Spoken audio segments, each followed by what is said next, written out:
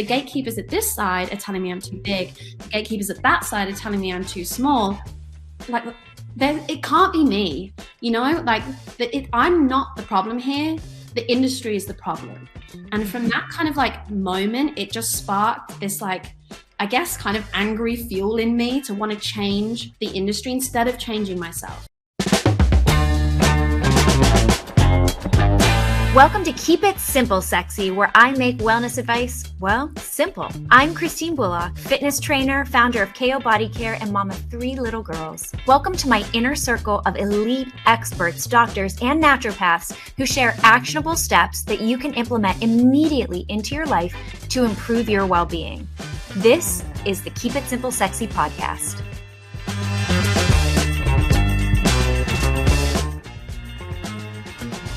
This episode is brought to you by KO Body Care, the leader in face-grade body care and supplements for total body wellness. Welcome back, ladies. This is Christine Bullock. I'm your host of Keep It Simple Sexy podcast. Well, living in a world of fitness, nutrition, and beauty for bodies for over 20 years, I have seen plenty of bodies. In fact, not one was exactly the same, and yet they were each uniquely gorgeous. But if you swipe through social media for a few minutes, you're bound to see someone placing their judgments on the way someone else looks. And maybe you've been there personally. I've worked on not letting it affect me, but I worry for my daughters and the younger generations who won't have the developmental skills to fully cope with this abuse. Enter Iskra Lawrence, who is breaking down society's standards of beauty and advocating for all the beautiful bods out there, and that's you included. She's championing the body acceptance movement, supporting women's mental health when it comes to body image, and advocating for all the ladies out there to feel confident in their own skin. Iskra is the founder of Saltair and Self Funding.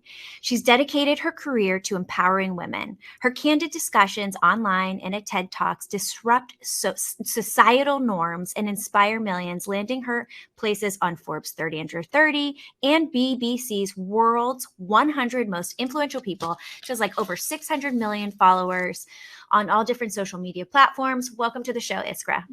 Hi. And she's a mommy, most importantly.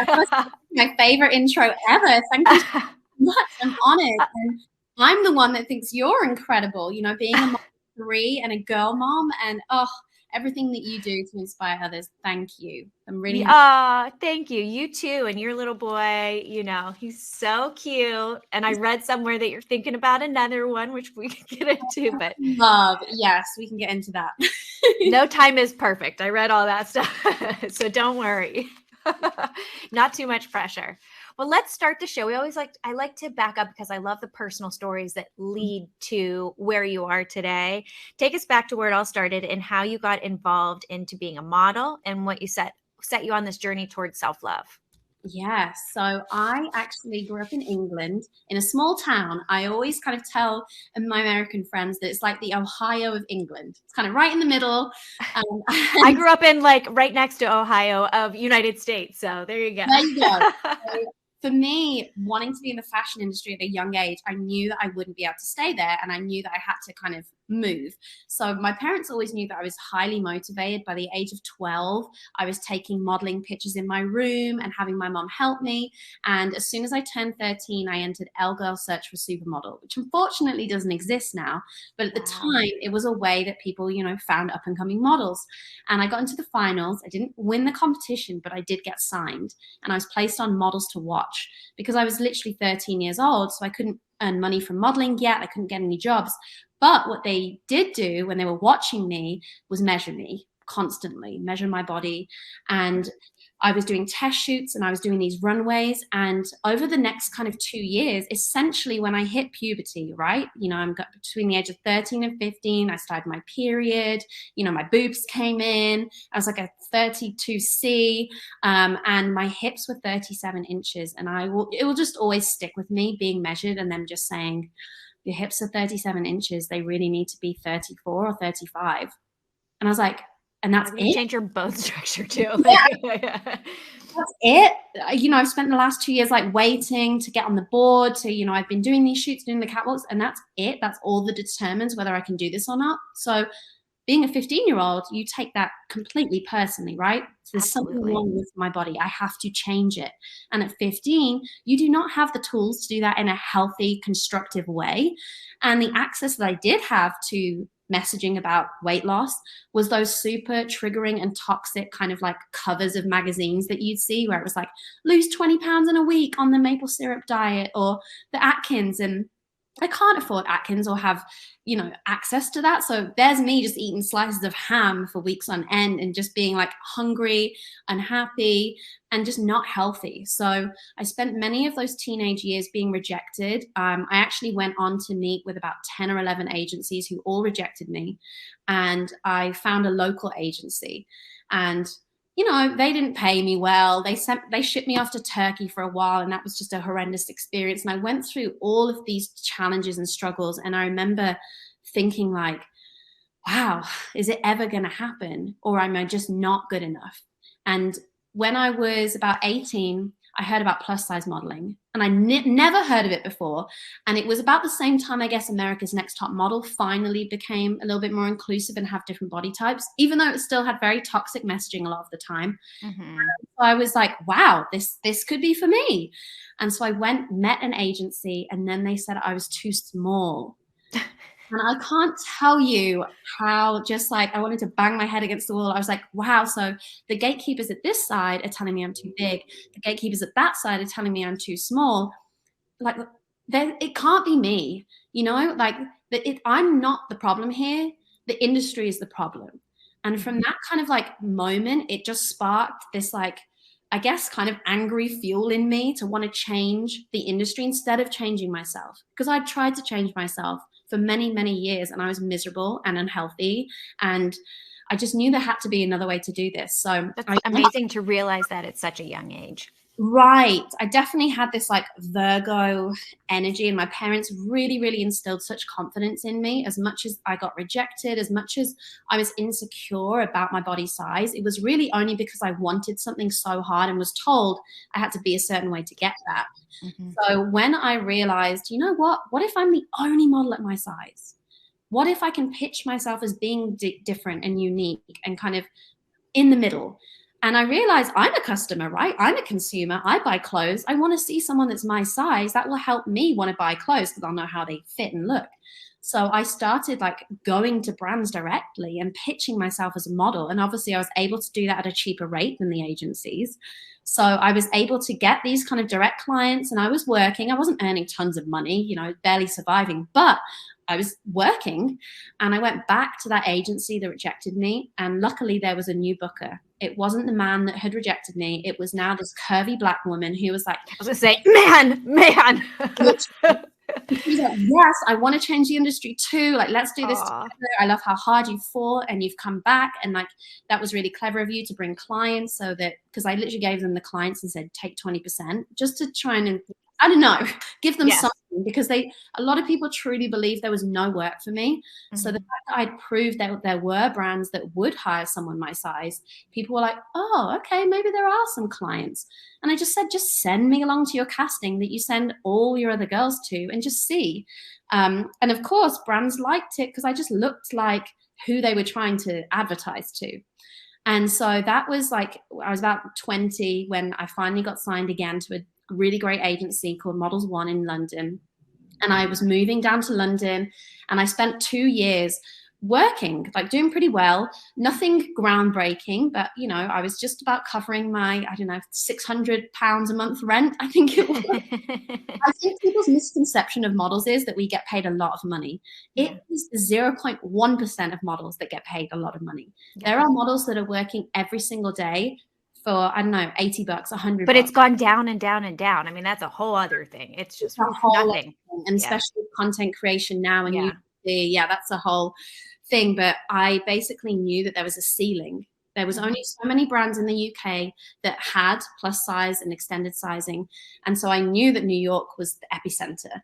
And the Vogue Italia cover came out with Tara Lynn and Robin Lawley and Marquita. And it was just like, it was shocking in the best possible way, because that was what needed to happen. We needed those really high-end editorial magazines to showcase these beautiful bodies of different sizes.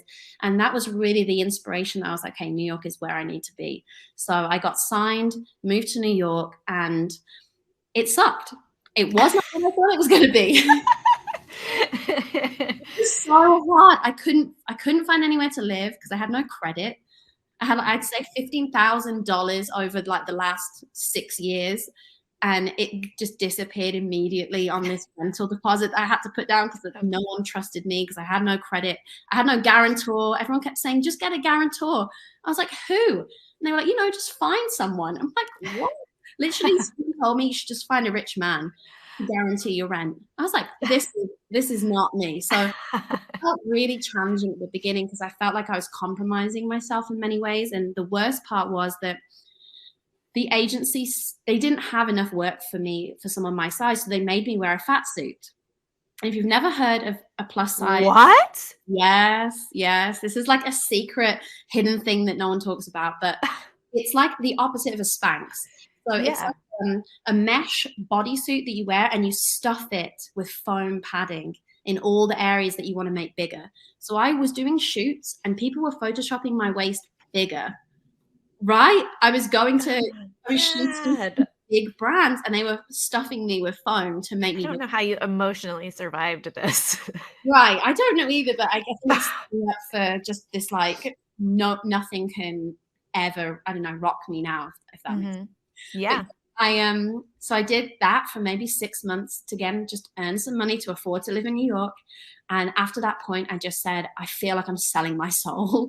I was like, I didn't spend the last 10 years. At this point, it'd been literally 10 years. I was, 23, 24 to get to this point and still feel like I'm not being accepted for just who I am. And if I feel that way, how do the women, viewing my images, consuming this media, feel about themselves if I can't even relate to myself being either padded up or photoshopped or whatever it was? So that's like every woman, though. I mean, if you look at what used to be the top supermodels, like no one looks like that. That's why they were like supermodels, So I just told them, I said, this is risky, I know, but I refuse to pad, and I'm going to be doing more social media posts where I'm going to post unretouched pictures.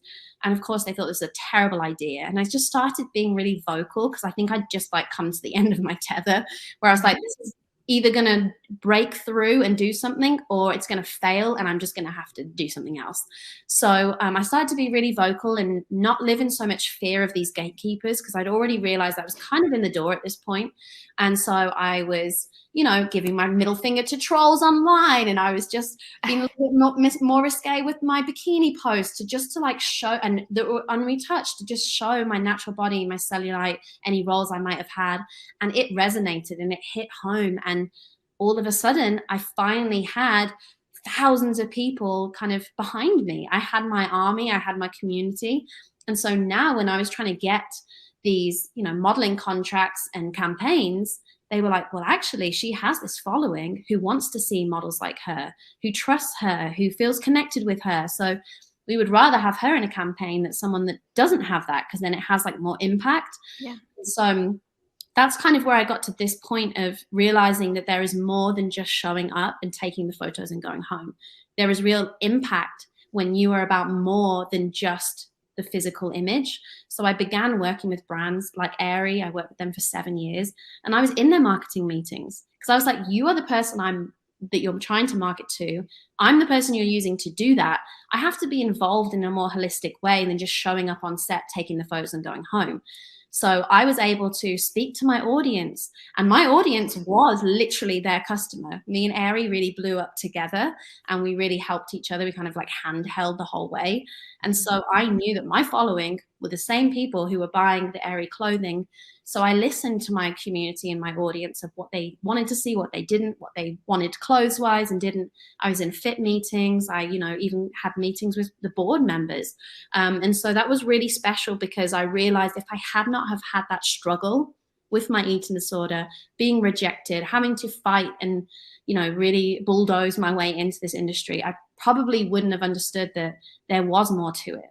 than just my set of measurements. And then being Can we back up for 1 second too? Because I think that, I mean, you're such a powerhouse, having gone through that, just literally bulldozing. I think that's what, for 10 years, continuing to go at it. And it's such a young age. I mean, even 23 is so very young. Mm-hmm. What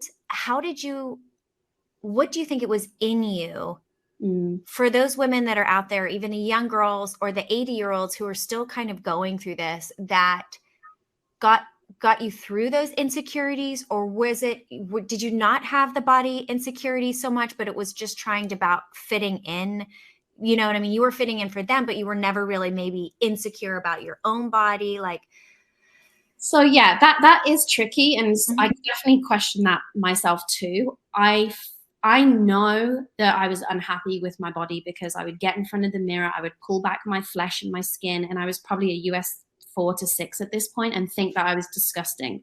That's so tiny. With me. Yeah, I was, if you look back, like now and again, I post old photos, and I was very small, much smaller than I am now, much smaller than my healthy weight would be. But I literally would look in the mirror and think I was disgusting, and I would only wear like black clothes. I wouldn't wear stripes. I had all these restrictions, and all of those, it's an insecurity, right? Insecurity holds you back from being free to make decisions that are best for you. So yeah, it's a gatekeeper. It is a gatekeeper. And it really wasn't until I moved to London, and at the same time, I didn't mention this, but that kind of eating disorder period, I had a boyfriend for nearly 5 years who played on those insecurities. He was a manipulator, and he knew that I was insecure. And yeah, he made me feel like I couldn't be loved. And unfortunately, a lot of people who go through mental health issues or body image disorders or eating disorders tend to find themselves in those relationships because they feel kind of familiar to your eating disorder. It's like that voice that you're used to in a partner. So it's very unhealthy, but it's very valid to kind of be drawn to that in a kind of toxic way. And they're drawn to you too. I had been in that as well, and they're also drawn to you, Yeah, they see that you're going through it. I don't want to say broken, but they see that you're in a vulnerable position, and unfortunately they can take advantage of that. So it's something to be aware of, because my life changed so much when I got out of that relationship. And I moved in with like this crazy best friend. And I call her crazy because I actually love the word crazy. I think that not enough people are crazy enough, because crazy, in my opinion, means that you don't care about what anyone else thinks. Carefree. Yeah. Carefree, like I'm living my life however I want, and other people can call me whatever they want, but this is me. So that was the energy that this best friend at the time gave me. And she's like, just move into my house with me and my mom, forget this ex-boyfriend, let's party 3 nights a week. And it was so much fun, I'm not gonna lie. It was a lot. And I immediately met, 3 months later, this much older guy who I didn't know was much older at the time, but he was wonderful at just really helping me embrace myself. And he was very secure in himself. So that was also great it wasn't a serious relationship, but it was a relationship where I was learning a lot from him, and he was giving me actually a lot. So it's really nice to know there are relationships that will serve you for different reasons and for different seasons. And he was definitely one of those. And this girl was definitely one of those too, because we were kind of friends for about 6 months, and then it all went Pete Tong. I don't know if you use that phrase. Yeah, I like it. Yeah, a really good time. And she actually was the first person to introduce me to Louise Hay books, these affirmation books. So me and her kind of went on this journey. It started off, she was kind of trying to, it was funny, build a booty, right? Because the guy that she was trying to date was like, you've got a flat ass, which is not a positive way to start to want to get into fitness. But whatever it did, it motivated her to want to learn how to, strength train. And it was interesting because for many years, all I'd seen was working out to burn calories. I don't know if you can relate to that. If you ever had a period where, movement was such a punishment for you. I live in LA. Do you know the women that go 2 hours a day, every single day, and just in like 110-degree temperature? Yeah. So that. Yeah. And it was just really great because we then decided to try different things. And I felt empowered by working out and moving. And I was weightlifting, and I was like, I feel strong. And I was like, I love when I get to appreciate and value my body for more than just its size. Because for so many years, that's what it all was about, right? Getting down as slim as possible. And now it was like, oh, I want to be able to squat this much, or I want to be able to do this many reps, or I want to be able to jump this high. And it was like, those are all things about my body's capabilities and abilities. And it was very empowering. So shout out to my girlfriend who got me into that headspace and got me doing the affirmations. And I started to hear her self-deprecating. And it was my first chance to realize she shouldn't be speaking to herself like that. So negative. Like, I love her. You know, she's beautiful to me in so many more ways than the way she looks. And then it kind of clicked. I should also be speaking to myself in that loving way. Like, speak to yourself like you would speak to your best friend. And so even with her, like, that journey, just, it all kind of, multiple things fell into place, I feel like, and clicked. And then allowed me to move to New York with this really kind of confident stance of like, I've been through the bullshit of people telling me I'm not enough. I figured out I am. And now nothing can stop me.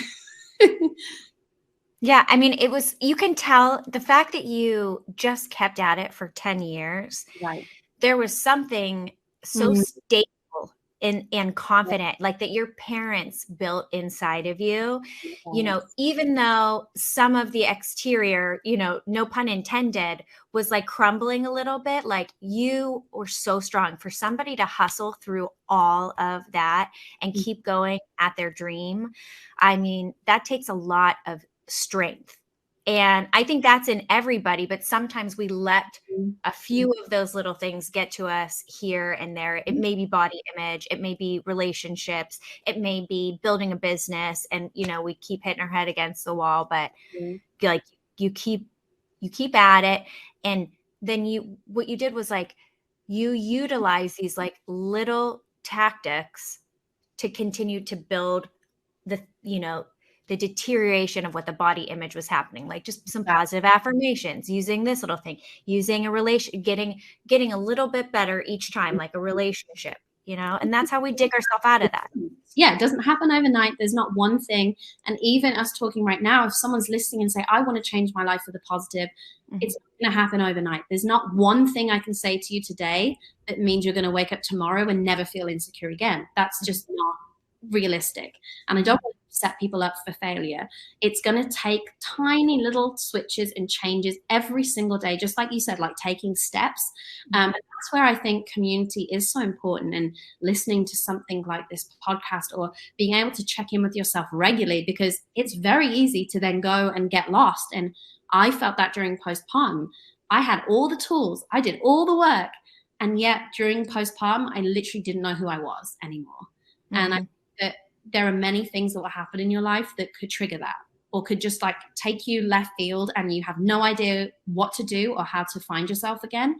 And so surrounding yourself with that community, that safe space, asking for help, getting resources like this is so important, and we deserve it. We need to continue to invest in ourselves with our time and energy. The Keep It Simple Sexy podcast is brought to you by KO Body Care.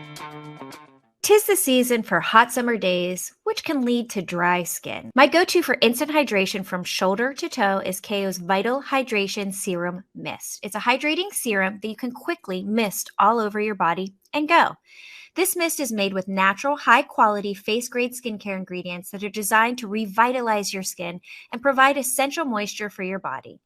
Simply mist the spray onto your face, your neck, and your body for an instant burst of hydration. Our formula is free of harsh chemicals and is suitable for all skin types. Perfect for a midday pick-me-up, post-workout refreshment, or before a big event. I always keep one in my pool bag for any time I'm in the sun. Order now and receive a 20% discount using the code KISS20, that's code KISS20, at kobodycare.com. Vital Hydration Serum Mist is going to be your new favorite lightweight hydrator with benefits. I mean, speaking of community, you really became the face of a community for the center of the body positivity movement. You know, you've been talking about it. I think that was around 2015. Yes. And you mentioned you were just kind of being yourself, really posting honesty out there, you know, you could say. So, but you started to change the term body positivity, and you don't use that any longer. And I didn't use it in the intro, to body acceptance. And I love that term too. More so. I don't know. There's just, it's a better term for it, to accept, and be where you're at. Why was this change in this outlook necessary? Yeah, so there's definitely multiple reasons. Firstly, I like acceptance too, as it's more neutral. I think that some people would really struggle to go from negative thoughts about their body to positive thoughts. So neutral and just acceptance is right in the middle. So it's actually just a really nice, realistic place point for a lot of people, because at the end of the day, we're getting messages every single day to make us insecure, to make us motivated consumers. So just getting to that neutral point is a win, and that's enough. Like if you just get to a neutral place to your body. So acceptance, I think, is definitely key. But the reason I even understood that I needed to step away from being called body positive, and I really didn't ever say, hey, I'm a body positive model. I just kind of fell into it because other people gave me that titles. So when magazines talked about me, or even brands, they wanted to position me as that. And that does sometimes feel performative, but also it does take away space from the marginalized people who actually created the movement long before I even understood or knew about it. And that's why it's really important to listen to your community, even if it's something negative. I remember there was just like this influx of negative comments from women who were angry. They were angry that I was taking up space. I was the forefront of body positive. They were like, you're white, you have an hourglass figure, you're still acceptably thin, and you've got an able body, and you're cis. They were just like, there's so many layers. We get that you were, not accepted by the fashion industry, but in the real world outside of this fashion industry, you are. You don't have any problems. You don't get really any judgment from people. Social media is a different world. I was like, what? We all do, yeah. They really came for me in a hard way. And instead of ignoring them, because I was benefiting from being the queen of body positivity, right? I decided to have these conversations very naively and say to them, I don't really understand what body positivity is. I allowed myself to be called a body positive model without even really understanding the history of it or why that movement was created. And it was created for people that didn't look like me, really marginalized bodies, and people who are completely judged every day, no matter where they go, and have less access to equity and healthcare and all these different things. So it was a really wonderful lesson for me, and I'm so glad I had people that held me accountable. And I was able to just ask them, so what do you recommend that I kind of call this movement or my community? And they were like, well, you can use body acceptance. That's just like an overriding word to just explain what you've been doing. I was like, great. So that's really where body acceptance came from. It was me listening to a lot of amazing humans who weren't afraid to give their time to help educate me. And I mean, that's amazing too, because I'm sure that some people came to you in a more positive sense. And maybe it sounded like some were a little bit more angry, and that can really kind of make us go fierce sometimes too, and go the opposite. And, let that be a lesson. If you need to speak with somebody, maybe there's a really positive way you can say it instead of going at them. That's very especially true. on social media. But you took that, again, like, how beautiful are you that you took that. And I think sometimes, like you mentioned, being like naive about it. I think it's so great to kind of have that sense a little bit in life, not for major things, but to be like, okay, go with the flow. What are we going to do here? Right. Important. You have to be open to understanding other people's experiences. And like I said, you're going to be in different areas of your life and maybe not have a clue what you're doing. And that's honestly how I felt with Saltair, right? I got into the beauty business, and I felt naive again, but that's really motivating in my opinion. And you surround yourself with people who know more than you, who know better than you. And, I have the most amazing business partner, Ben, who is a mentor, a friend, someone who I'm just learning from every single day, as well as the rest of the team. And, his best advice was that the girl boss movement, that I feel like I 100% got inspired by. Yeah, I got inspired by the girl boss movement, but I equally then also felt insecure because I felt like I wasn't doing enough. and that if I was going to start this brand, I had to do it all from scratch, and it would just be me, and I'd be shipping out every package, and you know what I mean? It had to be self-funded and da da da da. And so I realized after, speaking to Ben, he was like, people end up burning out. People end up resenting this business that they loved because they're trying to do it all, and you don't have the support. Yeah. And that freedom of him saying, like, you don't have to do it all was so freeing. And I couldn't have done Saltair like on my own, having a newborn, moving to Texas, still doing all the other things I did. So for me, that was the best business decision I ever made. And I know I have girlfriends that are founders also, and they went a slightly different route and kind of tried to do it all on their own and then had to raise capital after. That's me. Yeah. It's hard. I was just going to say it was a very wise decision. And I don't think, and we're kind of, going to business talk, but I think there's a lot of women thinking about this kind of stuff too. But it's true. I don't think I love being a female founder, but I think that we can have help. It could be a woman business partner, but it can be a man business partner too. And that's okay. I think, we've gone so far one way to help build a community of women and where we are in business. But at the same time, that's okay. Like what I've learned is that men have an idea and they just go get funding right away. Right. And they have the support right away to build it. Right. On the other side, what you were saying, when you wanted to do it all yourself, I did all of that. It is tiring. And there are definite moments of burnout. And now I understand what it's like to have a really educated, talented team that you have in place so you can do what you do best, Absolutely. How did that feel? When did the switch happen where you were like, okay, it's time for me to get help or build my team or go raise? I think, only a few years ago, 2 years ago, I think, we started to do all that. I started to build a great team, but I didn't have any experience in a business industry, right? So I didn't even have the context to know where to start with. But luckily God did and brought me, such great people in my life. So, but I digress a little bit. I want to back up too, because you talked about how motherhood really affected your body image, even though you had already been through all of this other stuff. Yeah. What happened?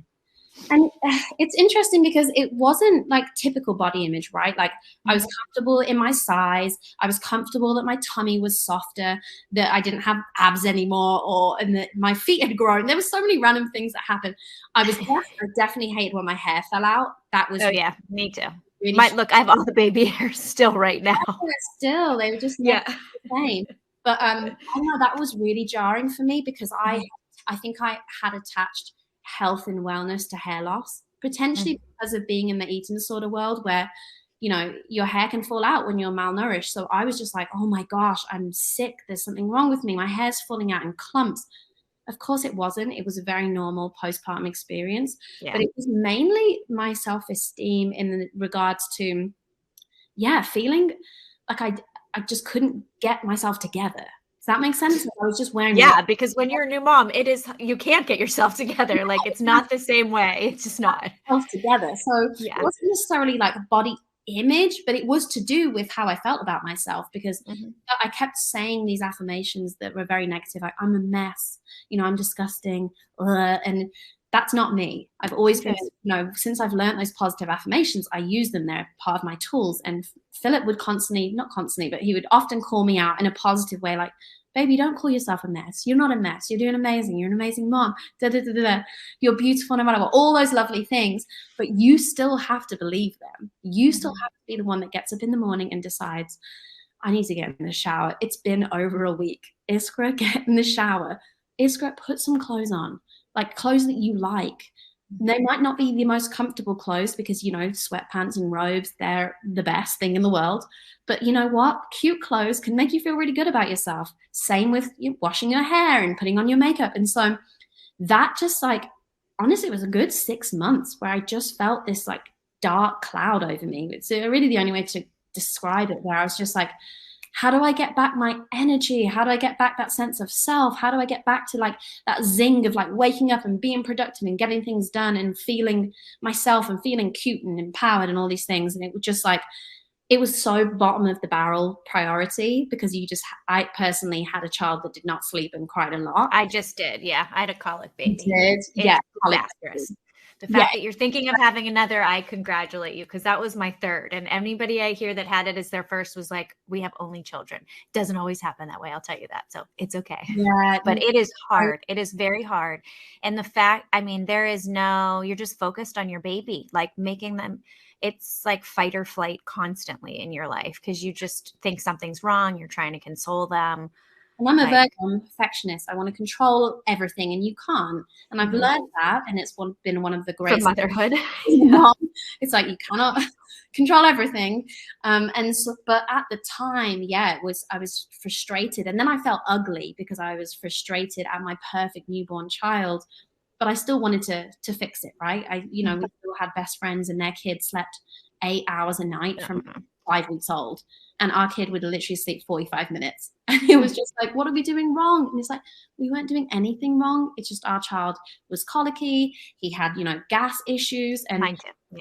Yeah. And it was during a pandemic. We couldn't bring in a lactation consultant. We couldn't bring in anyone to help us. My parents couldn't even be there because they're in England. It was just me and Philip figuring it out for the first time, trying to watch YouTube videos. You poor thing. Yeah, and none of our friends had babies at that point. Our closest friends had a baby 10 days after, and like I said, he was the perfect child. That feels so isolating for you. I'm sorry you went through that on the first time during the pandemic. I mean, it was hard on us. We had a night nurse, and she's 15 years experience, helped us on our last baby, who was probably born right around the same time as your son, and no one could still console the baby, but at least she was there and saying, I think it's this, I think it's this, I think it's this, like, Yeah, and I hate to say it, but sometimes you can't listen to the crying anymore. Sometimes you need to hand your baby off to someone, and both need to get sleep. And so sometimes it's nice to have that neutral person. And, me and Philip did a really good job of telling each other we have to be kind to each other. We have to be kind. As frustrated as we can feel, as hard as this is, let's just try and choose kind words. And we often, honestly, we got to the point where we would laugh a lot of the times because that's what we did too. We'll be on a yoga ball bouncing. Yes. Because it's like and you feel a little crazy because you're laughing, the baby's screaming at you. Yeah, I think we do hit that point. But It's fun. But guess what? That is why Saltair is what it is, right? I needed Saltair. I was like, I'm just getting all these PR boxes of makeup and skincare that was exciting and new. And I was like, if when I go into Target, it's a little bit boring in the body care space. So I need something to motivate me to get in the shower and cleanse myself. Just something as simple as that. And I was like, self-care. I don't want to smell like lavender. I was like, I want to smell like something tropical. So I was just like searching for something, and I really couldn't find it. And then as I delved in deeper and did a little bit of a dive, I got connected with Ben, and he felt exactly the same way. And he felt like there was a white space in that body care space, especially, now people were interested and intrigued and educated on what they're putting on their whole skin, not just their face. So the largest real estate right here, our skin. And he was like, I've worked with Naturium, who was killing it. They only just launched, and they were just crushing it straight out the gate because they were very, plain and simple about their ingredients. They were effective. It was accessibly priced, and it was just like aesthetically nice. And I was like, that's what we need to do in the body care space. But also I was like, I still need it to be fun and energetic and make people super inspired. So just like the way I feel about my body now, I was like, I want to give other people these moments of peace. So Saltair is like having your toes in the sand, the sun kissing your skin, the waves crashing, and you're breathing in that Saltair. And for me, that's like my biggest moment of peace, is just being there in that moment when everything else is just, doesn't matter, but I'm taking that moment for me. And that's what I hope with our products that they give to people.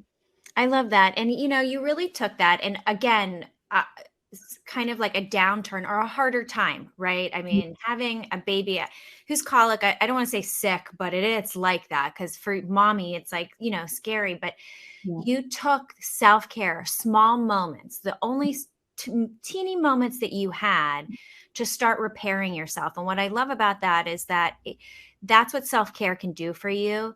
Having small moments, like it's not necessarily about going to meditate or do these kind of things. We were talking to another guest and she was like, meditate, eye roll, and it is that way for some people. But what we can do is these physical things of meditation for our bodies that is called self-care. Yeah. And you took that. And I think what's so great is now you've passed that along to your community too, because in order to get back to who you are or have moments of feeling like that again, it was that self-care. And then you just kind of continue to take those steps of caring for yourself physically to get back to yourself mentally, and feeling and yourself again, asking for help while you're doing it, right? And letting other people in, telling Philip, I've never felt like this before, Philip. I'm just really struggling to feel positive. And I've always known how to do that. And it's like I don't know myself right now. So just being really open with him and trying to communicate, even if you don't really know how you feel, trying to find something so he can feel like he understands, or I want him to understand so he doesn't feel pushed out. Honestly, the best tip that someone ever told me was, you're a perfectionist, you're a Virgo, you like to control things. Do not tell your partner or your husband what to do when you have this newborn baby. Because if you start going, you're not doing it right, you got to do it this way, I do it this way, that's going to push him away. And then he's not going to want to help. He's not going to have such a connection, because obviously we're so connected with our baby. Our baby was inside us for 9 months, or longer than that. Felt like nearly 10. We've gone through this I don't know, I was really getting to know him while he was inside me. Obviously Philip talked to him too, but I was constantly like, even if it wasn't out loud, I was like thinking with him. And so that connection felt so deep. And so when he came out into the world, it was definitely my priority to, as much as I wanted things to be perfect, the diaper should be on perfectly and this should be done. And I was like, I need him to figure it out for himself so he has that natural bond, and to feel like he is good enough to show up. No, I absolutely agree. We barely fight, and the only thing is what does he say? Nagging at him. So I agree with you. Don't nag at your partners. And it's hard because sometimes you get everybody in a habit, and then you're like, why did you just change the whole sleep schedule? But you're right. It doesn't work for anybody anyway. It's already been done. I want to hit on one more topic here because of postpartum, where you said that being a mommy, you wondered if you could even continue your career in lingerie, pondering what your family-friendly neighborhood would think. What do you think? What would you say to mommies who are out there getting shamed, even for like bikini pics? I mean, it's like if you become a mom, you can't post those things. And I went through the same thing. I'm in fitness. So before I was like in a sports bra and shorts all the time. And there was a time where that really kind of like changed. Yeah. And then I was like, well, I'm also in the body business, and it's like, it is my business, and I don't know. It's like, who cares? And I'm also a person of bodies. It's just a body. I grew up drawing bodies, art, going to art school, like being in ballet and, in modeling. They're just running around. You don't care about bodies or thinking about them that way. It is such a shame that bodies have been over-sexualized, and it seeps into community in so many ways. But yeah, this shame that we're made to feel if we're exposing skin as a mother is just absolutely bonkers. I mean, my boobs have been out way more in public since becoming a mom. Yeah. In public. But at the same time, the posting online, the outfit choices. I mean, I can't deny I will still cover up more if I'm going to like a school event or. Oh yeah. And I know I shouldn't have to, but it's for their comfort, which it annoys me. But it's just easier, right? Sometimes. But I think that just as a community, we have to do a better job of not shaming moms, not doing that whole like, oh, did you see what she wore? Like that's us too, right? It's how we speak about other women because we're listening to that and we're ingesting that and thinking, well, as a mom, we better cover up. We felt that pressure. Yeah. Yeah. You know what I mean? And I always tell my mom will have this quote. She'll go, oh, I don't know about this. Does it make me look like mutton dressed as lamb? Have you heard that quote before? I've heard that. Yes, I have. And I'm like, no. Do you like the outfit? Yeah. well, then wear it. And I just, I want us to keep it as simple as that. And I think if we all just unapologetically showed up in whatever we were wearing, posted whatever we were posting, it would become normalized. And it shouldn't be such a shocking thing, right? But it is wild, the amount of comments I get like, oh, she's a mom wearing underwear on the internet. And it's like, well, I'm wearing underwear. I'm wearing swimwear out in public, A. And B, I'm naked in the house.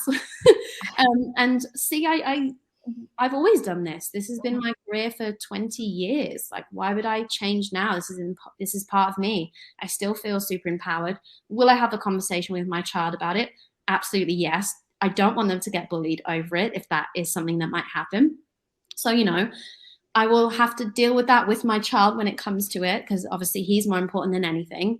But at the same time, I want him to see, and we're naked all the time in the house. We have baths together. Like, I love that he is seeing our naked bodies, because I was thinking about it, and I have friends that their kids were so young the last time they saw them naked.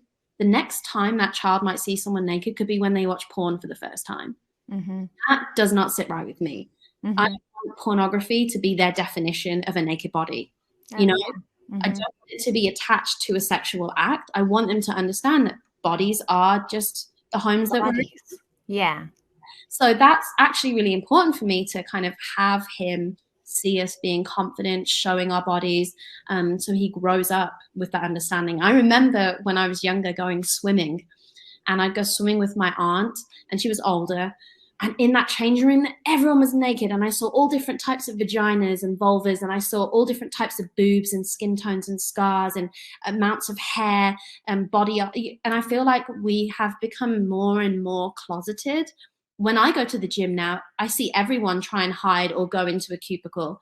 And I wish that we could just be a little bit more free, because I think it helped me understand and would help everyone understand that all bodies are different, but they're all beautiful in their own way. I love that. And I feel like we kind of do that for our kids here too, or at least me, because it is. I'm so kind of free, and I have 3 little girls too, so I am the mom. So it's like, I'm the girl in the family with them. Feel that pressure to help promote that. Yeah. Yeah, you have 3 girls. I mean, the problem is that you can't fully control it, right? You could use every tool in your toolbox. You could speak every positive affirmation, but they could still get into high school and feel insecure. Well, or they're going to hear things from other people. That's very true. I kind of hope that in the future, though, that this generation, like our really young children, because of people like you, where that by that point, and social media having been out for so long, that there will be a whole other breakthrough where they don't care, because they've heard from people so much. Because we really have gone through so many generations of change, if you think about it, from like the Twiggy era to like the 80s, where it was low fat, low sugar. That's what I grew up in. Moms were all on different diets, like the Atkins, all that kind of stuff. To the 90s again, everybody got super, super tiny. To through who knows, like the early 2000s, like there wasn't this type of talk that you're doing yet. Yeah, there was. This started a little bit ago now, so it's like access to that. There was just those media companies who had magazine covers, and they dictated what was told was the body trend, the beauty trend, and we didn't even understand that that's what they were doing to make us insecure, so that we would buy a product, right? But now we have so much more resources. We get to look and see so many different types of beauty online. So as much as people say social media is negative in the respect that you're comparing yourself to other people, there's so many photoshopped images that don't look photoshopped, it's detrimental. I don't know. I think I agree with you that I think used in the correct way, and I think that don't underestimate those younger generations. They're really with it, and they're really clever, and I think that they're going to use it as a way to be hopefully more empathetic, be more understanding, have a wider version, because I've always wondered this concept of plucking someone who has one type of beauty ideal where they're told you have to be skinny and you have to look this way, and like literally picking them up and putting them in a country, not even a country, a state, a community, a neighborhood where it celebrates thickness or fullness, or like the complete opposite, right? Yes. Like we could see that globally, There are so many different types of beauty ideals that there isn't just one. We are all different and unique. So let's celebrate ourselves. I think that's the goal, I hope, for social media in the future. I was saying that's what we get from social, which is so beautiful. I love seeing how many different types of beautiful women are out there now. And it is real. Like, it's a real talk. You know, you were saying like the media dictated it before, and now real women get to make that change. So kind of going with that, if there was one thing that you could say to your younger self, what would you tell her? I would tell her that you are enough. That was a phrase I didn't understand or learn until my early 20s. And I wish I would have known it sooner, because that has been like a pillar of my self-worth, right? Like, I get to build upon that when I know I'm enough. I know I'm deserving of love, of opportunities, of so many things. And it allows me to go into relationships, business partnerships, day-to-day life, having that kind of just that instilled peace that I'm enough. Even if I fail and fall flat on my face, even if I put on weight, I'm enough. That's okay. So I just wish I could offer my younger self that peace instead of her looking in the mirror and hating what she saw and thinking she needed to change. Yeah. Always looking for something else, right? But it's you're full. You are just being you. Not trying to fill it up. I love that, Iskra. We mentioned, I want to wrap, but I want to mention your self-funding planner. Tell us a little bit about that as well. So that was also a postpartum COVID journey. Basically, when I was trying to get my shit together, if you don't mind swearing on this podcast, not at all. trying to get my shit together, I was like, I started to plan. And I'm a big fan of goal setting. I'm a big fan of vision boarding. And I was like, wow, there's really not one tool that can allow me to do all these multiple things. I was like, I can create my vision board, but then I have to store it somewhere and it gets messy and I have to print off some kind of goal setting or get a planner just for goal setting. Then I have to get a planner for health and fitness and, getting my workouts organized. Then I have to get another planner for self-care. Then I have to get another planner for finance. And I was like, what if there was one planner for everything and it had like a base and then you added in these different focuses? And I called those focuses boosts. It was like, I'm boosting myself in these areas of my life. And so the more I started to literally sketch it on a piece of paper, it just gave me so much joy creating something that I knew was going to help me and hopefully, help other people. That's really where it came from. And then I was intrigued because with the Saltair route, obviously I had input in all areas of Saltair, but I wasn't doing day-to-day finding components and manufacturing and doing all these parts. But with self-funding, I got to do that. So it gave me a better understanding of what the team was doing when they were sourcing and manufacturing, and components were late or they were coming from different places. And so it was really great because I had this small scale self-funded brand that I created myself and did it all, that I knew was never going to be what Saltair is. It still enabled me to have that experience to really then have the understanding and kind of the empathy, right, for what all the other people on the team are doing within Saltair. So that is hopefully going to turn into a nonprofit. That's my long-term vision for the brand. Very cool. Yeah, and they're really cool. It's fun too. Like, I'm 41, and those are the kind of like planners that I utilize too. It has to be a little fun, right? There's stickers and like, I love that. And we've been doing events. So that for me is really the direction I want to go. I want to turn into a nonprofit, use the profits from the products to create these events that bring women together in Austin, or who knows, hopefully everywhere one day, to do really intimate events, because I do panels all the time and I love it. But there's something really special when it's just a group of like 20 women and you sit down and you actually really accomplish something together. So I did a vision boarding workshop. We had like just under 30 women come and we all made vision boards together. We got time to connect. We got time to talk. We got time to ask each other advice if we were like, I'm a little bit stuck. I don't know what I want to do. I don't know what my vision is for this year. And we were able to support each other. So that's the direction I see of that brand. And, I really love what it stands for. And the same with Saltair, it's definitely like mission first, formula, product, sensorial experience. Like it's super holistic. And I think that people are aware enough now, if the brand doesn't stand for anything, then we're not going to support it. People want to know that there's a heart behind a brand. Absolutely. Well, I'm really excited for you, mommy. I mean, like, you know, you're a mom. You basically birthed all these other two little kids in the same process too. So give yourself a huge pat on the back. They're Saltair. You can follow them on social media at Saltair. You can find them at Target. They're beautiful. I mean, the packaging is gorgeous. I have some of your shampoos and conditioners here. You know, the oils, everything does smell like a trip to the beach, or, you know, it really puts you in a great mood. You can find Iskra at Iskra, Iskra, and you can also find her planners, which I'm going to go grab because I need that. If you saw the chaos surrounding me right now, I have to get back. I'm in newborn stage, so I have to get organized again. So Self Funding at Self Funding Planner, and you can find it on your website as well. Thank you so much for your time. Thank you for joining us. It's great. You're beautiful. Such a gorgeous story. And I know that you've inspired so many of us. I appreciate it. Thanks for listening. Make sure you're subscribed and feel free to share this with a friend who needs to hear it. Have questions you need answered? Text me at 1-310-361-8697. Make sure you're following me on social at Christine Bullock, and have a healthy, happy week. See you next time.